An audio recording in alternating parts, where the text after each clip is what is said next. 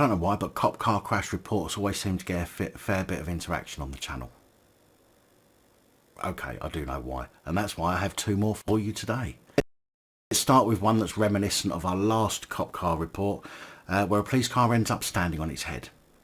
In the early hours of Friday the 11th of November, near the Prince of Orange pub in Old Road East, Gravesend, a police vehicle was said to have been responding to an emergency. The police vehicle is said to have collided with another vehicle on the road before flipping over onto its roof and impaling itself on some railings. A Kent police spokesperson said at 2:10 a.m. a police car which was responding to an emergency call was involved in a collision with another car in Old Road East, Gravesend. Two officers suffered minor injuries and went to the local hospital for medical attention. Now, there appears to be no mention of the other vehicle involved, make, model, driver, nor any image of it that I've seen in any of the reports. This lack of mention of a driver could indicate the vehicle was a parked vehicle, which would be pretty embarrassing for the police driver. But the lack of information regarding the vehicle they hit and the fact that someone's managed to get a picture of the police car but not of the other vehicle, which must have sustained some pretty significant damage, makes me wonder if in fact another vehicle was involved. Granted, it could be sloppy reporting, but either way, it does leave questions. Both of the occupants of the police vehicle were discharged soon after admittance to hospital. The second cop car crash comes from Liverpool again. The collision happened at the junction of the A5053 Leeds Street and Pall Mall next to the Mercedes showroom and occurred yesterday the 14th of November.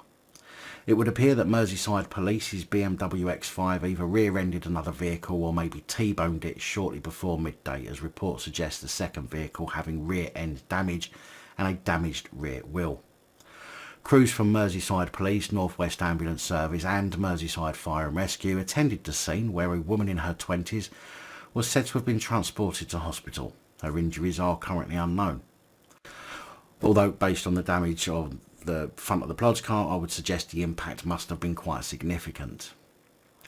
A spokesperson for Merseyside Fire and Rescue said fire crews were called to a road traffic collision at the junction of Leeds Street and Pall Mall, Liverpool city centre this morning. Crews were alerted at 11:21 a.m. and on scene at 11:27 a.m. Two fire engines and the search and rescue team were in attendance. On arriving, crews found two cars which had been involved in a collision, both on all four wheels. One vehicle had one occupant who was confined to the vehicle for medical reasons and was initially assessed by police and fire service before the arrival of North West Ambulance Service, who continued a further assessment. A passenger in the vehicle was out of the vehicle before the arrival of the fire and rescue service, reporting no injuries. The second vehicle had three occupants who were already out of the vehicle on arrival of fire crews with no apparent injuries. After a North West Ambulance Service assessment, the trapped person was assisted from the vehicle to be taken to hospital for further treatment. Fire crews made the scene safe and left the scene at 11:58 a.m. Just another two examples of Plod's highly trained police response drivers, and I reiterate once again that I know some people tell me that not all police drivers are advanced trained, and to that I say anyone having to exceed the speed limit on a public road for an emergency should have to be advanced, and if they're not, then maybe that explains why these are so often involved in police collisions.